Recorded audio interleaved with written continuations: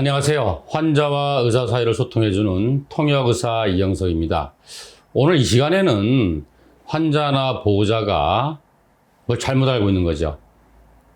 이 잘못 알고 있는 진실 때문에 환자를 도와주는 게 아니라 오히려 환자를 망가뜨리는 그러한 경우가 의외로 상당히 많습니다.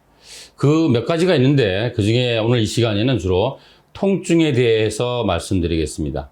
이 많은 환자나 보호자들이 통증에 대해서 많은 편견을 가지고 있는 거죠. 무슨 말씀이냐 하면은 아무 문제 없이 잘 지내다가 느닷없이 암이라고 진단을 받은 것만 해도 정말 청천벽력 같은 일이고 억울한 일인데 이게 또 암이 진행돼서 통증까지 벌써 나타났어. 이건 도저히 인정할 수가 없는 거죠. 그래서 통증에 대해서 인정을 안 하려고 그러고 그냥 무조건 참으려고 그러고 회피하려고 하는 그런 게 많습니다. 그래서 결국 이런 말이죠. 나는 원래 암이 없던 사람이야. 따라서 암성 통증도 없는 사람이야.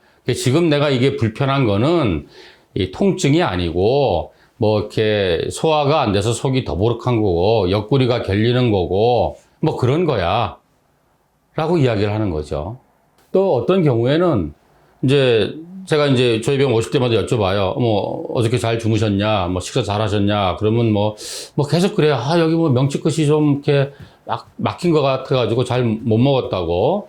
그리고 어저께 이렇게 돌아누는데 아파가지고 잠을 못 잤다고.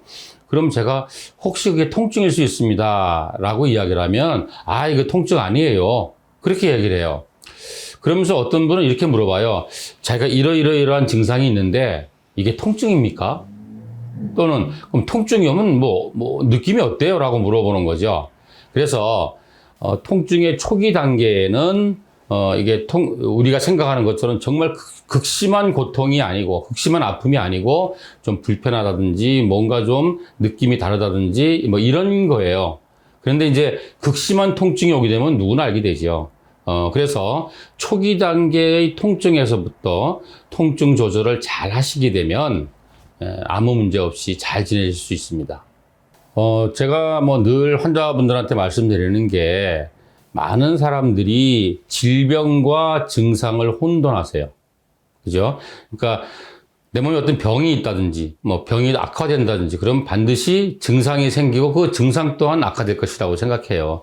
근데 사실은 그게 안 맞는 말이라고 그랬잖아요. 왜냐하면 우리 병원 전부 암 환자들 오시지만 다 99%는 우연히 건강검진에서 발견돼요. 아무런 증상이 없어요. 그래서, 이 통증에 대해서 잘 알으셔야 되는데, 예를 들어서 어떤 암성 통증이 시작됐다 그러면, 이게 서서히 증상이 생기는 것이 아니고, 계단식으로 갑자기 생깁니다.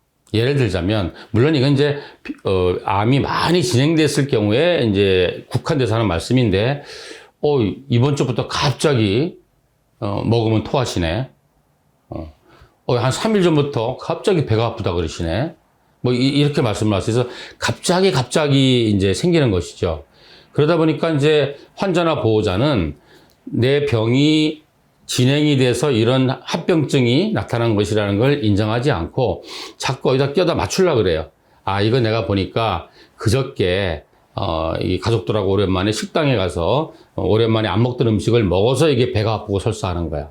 또는 괜히 어떤 병원에 가서 괜히 주사 잘못 맞아가지고 그래서 지금 내가 여기가 아픈 거야. 이렇게 생각하시는 경우가 굉장히 많습니다. 만약에 그러한 어떠한 에피소드가 있어서 직접적인 원인이 있어서 어떤 증상이 생긴 거는 하루 이틀 3, 4일 지나면 없어져야 되는데 이게 없어지지 않고 계속 지속이 된단 말이죠. 그리고 보니까 지난주하고 이번주하고 보면 조금 더 강도가 강해진 것 같고, 그러면 마음이 불안해지기 시작하는 거죠. 이거 내가, 이게 병이 심해졌나 보다. 이거 나 안 되나 보다. 그러니까 뭐예요? 마음이 불안하잖아요? 잠이 오겠습니까? 그러니까 잠이 안 오는 거예요. 거기다 불면증 하나 추가. 또 마음이 불편하고 어디가 아픈데 이게 음식이 맛있겠어요? 입맛이 없는 거죠. 그러니까 잘 못 드세요. 그러니까 식욕부진 하나 추가. 이런 식으로 돼가지고 마음이 무너지면은 몸은 금방 무너집니다. 이럴 때 제가, 저는 환자분들이 오시면 계속 그 수액을 맞고 이렇게 하실 때 계속 이제 이야기를 좀 나눠요. 나누면은 제 생각에는 이건 분명히 통증이다. 그런데 환자분은 그거를 계속 부인하세요. 그러면 제가 이렇게 말씀드려요. 저를 믿고 이 진통제 하나 먹어봅시다. 이렇게 말씀을 드리거든요. 아니면 이 진통제 주사 하나 맞아봅시다. 그러면 내가 이제 약을 처방해 드렸어요. 그리고 그 다음에 오시잖아요. 그러면 얼굴이 막 한박 웃음이 펴갖고 와요. 아, 원장님 말이 맞았어요. 그게 통증이었네요. 약간 통증. 그걸 하루에 한 알 정도 먹으니까 그냥 뭐 날아갈 것 같아요. 예전에 내가 된 것 같아요. 잠도 잘 잤고, 밥도 잘 먹고, 뭐 아픈 데도 없고, 뭐 운동도 그래서 열심히 하고, 아, 이제 다시 열심히 치료할 수 있을 것 같아요. 라고 다시 희망의 끈을 잡게 되죠. 근데 만약에 거꾸로라고 생각해 보세요. 계속 불편한 거를 해결 안 하고 놔둬가지고 누적이 돼서 진짜 큰 문제가 생기게 되면 그거는 손쓸 수가 없는 거죠. 그래서 통증에 대해서 정확하게 알고 이해할 필요가 있다는 얘기죠. 그리고 또 우리나라는 형용사가 굉장히 이 표현이 다양하잖아요. 그래서 어떤 뭐 연령에 따라서 남자나 여자나 성별에 따라서 어떤 지역 그 사투리에 따라서 아픈 걸 표현하는 방식이 굉장히 달라요. 뭐 그냥 오리하다는 분도 있고, 목숨북숨북한다는 말도 있고, 뭐 그냥 결린다는 말도 있고, 깝깝하다는 말도 있고. 근데 제가 이제 한 15년간 경험해 보니까 그 모든 편하지 않은 게 상당 부분은 통증이었다는 얘기죠. 근데 통증이 왔다고 해서 심각하게 생각할 필요가 없어요. 환자들이 물어봐요. 이거 왜 통증이 온 거예요? 왜 아픈 거예요? 그럼 제가 이렇게 말씀드리죠. 아, 그건 모르세요? 환자니까 아프지요? 라고 이야기를 해요. 그래서 질병이 있으면 이게 치료가 될 때까지는 어떤 증상, 통증이라든지 불편한 게 동반될 수 있는데 많은 사람들이 그래요. 내가 아프고 불편한 건 다 참을 수 있어. 그냥 빨리 암만 치료해서 암만 낫게 해줘. 이거는 바보 같은 짓이에요. 그러니까 질병 자체를 치료하는 것도 중요하지만 그와 못지않게 질병이나 치료에 의해서 동반되는 이제 뭐 나중에 말씀드리겠지만 또 뭐 어떤 항암 치료라든지 이런 거에 의해서 통증이 올 수 있어요. 그래서 질병 자체에 의한 불편함과 통증, 치료에 수반되는 불편이나 통증을 잘 다스리는 이런 치료를 완화의학이라고 그러죠. 이런 완화학적인 치료를 잘 해주지 않으면 환자는 절대 안 좋아집니다.